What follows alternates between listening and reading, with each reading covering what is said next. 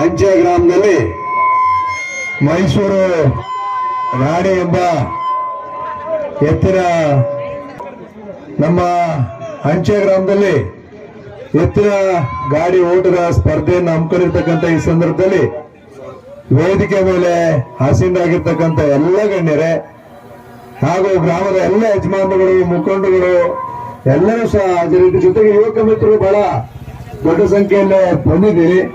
ಈಗಾಗಲೇ ನಮ್ಮನ್ನೆಲ್ಲ ಉದ್ದೇಶಿಸಿ ನಮ್ಮ ನೇಗಿಲ ಯೋಗಿ ಟ್ರಸ್ಟ್ ಸ್ಥಾಪನೆ ಮಾಡಿ ಇವತ್ತು ರಾಜ್ಯದಾದ್ಯಂತ ಸುಮಾರು 12 ಶಾಖೆಗಳನ್ನ ಪ್ರಾರಂಭ ಮಾಡಿರ್ತಕ್ಕಂಥ ನಮ್ಮ ರವಿಕುಮಾರ್ ಸರ್ ಸಹ ನಮ್ಮ ಜೊತೆಗಿದ್ದಾರೆ. ಜೊತೆಗೆ ನೀವು ಬರಲೇಬೇಕು ಅಂತ ಹೇಳಿ ಇವತ್ತು ಅಧಿವೇಶನ ಆದ್ರೂ ಸಹ ಇವತ್ತು ಈ ಕಾರ್ಯಕ್ರಮಕ್ಕೆ ನಾನು ಬೆಳಗ್ಗೆನೆ ಬಂದು ಹೋಗ್ತೀನಿ ಅಂದೆ. ಇಲ್ಲ, ಸಂಜೆ ಕಪ್ಪು ಕೊಡ್ಲೇಬೇಕು ಅಂದ್ಬಿಟ್ಟು ನಮ್ಮ ಮಂಜು ನಿನ್ನೆಯಿಂದ ಇವತ್ತು ಸಂಜೆನೆ ಬರಬೇಕು ಅಂತ ಹೇಳಿದ್ರು. ಆದ್ರಿಂದ ಇವತ್ತು ಗ್ರಾಮೀಣ ಕ್ರೀಡೆಗಳು ಎತ್ತಿನ ಗಾಡಿ ಓಟದ ಸ್ಪರ್ಧೆ ಇವತ್ತಿನ ಕಾಲದಲ್ಲ, ಇವತ್ತು ಭಾರತ ದೇಶದ ಗ್ರಾಮೀಣ ಕ್ರೀಡೆಗಳಲ್ಲಿ ಬಹಳ ಉನ್ನತ ಸ್ಥಾನಮಾನದಲ್ಲಿದ್ದಂಥದ್ದು ನಮ್ಮ ಎತ್ತಿನ ಗಾಡಿ ಓಟದ ಸ್ಪರ್ಧೆ.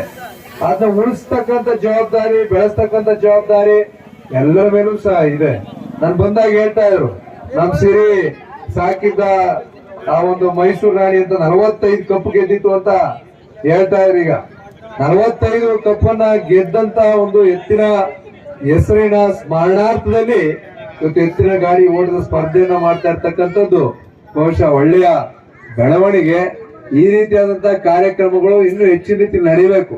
ನಾನು ಕೇಳ್ತಾ ಇದ್ದೆ, ಎಲ್ಲೆಲ್ಲಿಂದ ಬಂದಿರೋ ಸ್ಪರ್ಧಾಳುಗಳು ಎಲ್ಲೆಲ್ಲಿಂದ ಬಂದವರು ಅಂತ ಕೇಳಿದಾಗ ಶಿವಮೊಗ್ಗದಿಂದ, ಮಂಡ್ಯದಿಂದ, ಹಾಸನದಿಂದ ಎಲ್ಲಾ ಕಡೆಯಿಂದ ಬಂದಿದ್ದಾರೆ ಅಂತಕ್ಕಂಥ ಮಾತನ್ನ ಹೇಳಿದ್ರು.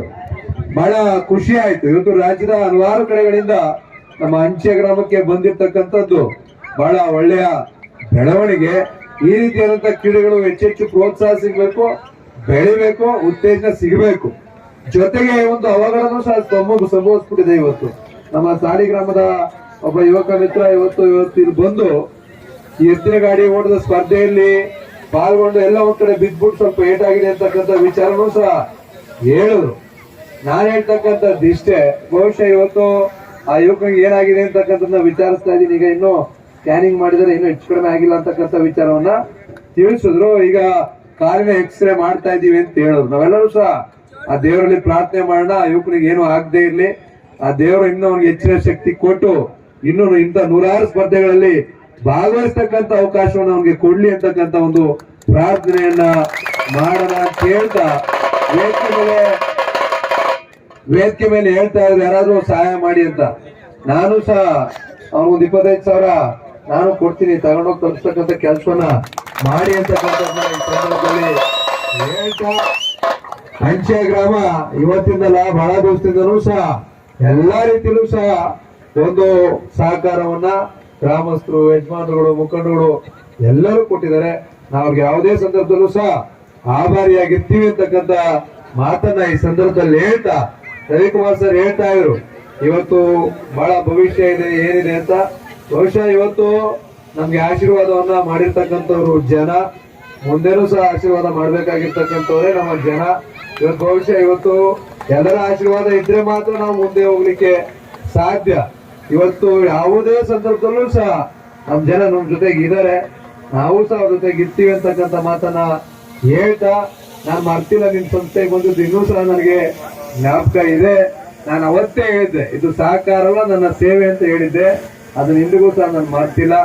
ಇವತ್ತು ನಮ್ಮ ಜನರ ಸೇವೆಯನ್ನ ಮಾಡ್ಲಿಕ್ಕೆ ಅವಕಾಶವನ್ನ ಮಾಡಿಕೊಡ್ತಿದ್ದೀರಿ. ನಿಮ್ಮೆಲ್ಲರ ಸೇವೆಯನ್ನ ಮಾಡ್ಲಿಕ್ಕೆ ಯಾವಾಗ್ಲೂ ಸಹ ದೇವರು ನಮ್ಗೆ ಶಕ್ತಿಯನ್ನ ಕೊಡ್ಲಿ ಅಂತ ಆ ದೇವರಲ್ಲಿ ಪ್ರಾರ್ಥನೆ ಮಾಡ್ತಾ, ಈಗ ತಾನೇ ಜಾತ್ರೆನೂ ಸಹ ಮುಗಿಸಿದ್ದೀರಿ. ನೆನ್ನೆ ಮುಗ್ದಿರ್ಬೇಕು ಅಂತ ಕಾಣಿಸ್ತದೆ. ನೆನ್ನೆಲ್ಲ ಮೊನ್ನೆ, ಅದೇ ಇವತ್ತು ಮಾರಿ ಹಬ್ಬ, ಮೊನ್ನೆ ಜಾತ್ರೆ. ಆದ್ರಿಂದ ಇವತ್ತು ಆ ಮಾರಮ್ಮ ತಮ್ಗೆಲ್ಲ ಸುಖ, ಶಾಂತಿ, ನೆಮ್ಮದಿಯನ್ನ ಕೊಡ್ಲಿ. ಈ ಪಂದ್ಯಾವಳಿ ಯಶಸ್ವಿಯಾಗಿ ಮುಗಿಲಿ. ಮುಂದಿನ ದಿನಗಳಲ್ಲೂ ಸಹ ಇದೇ ರೀತಿ ಇವತ್ತಿನ ಅಂಚೆ ಗ್ರಾಮದಲ್ಲಿ ನಮ್ಮ ಇಡೀ ರಾಜ್ಯದಿಂದ ಬಂದಿದ್ದೀರಿ.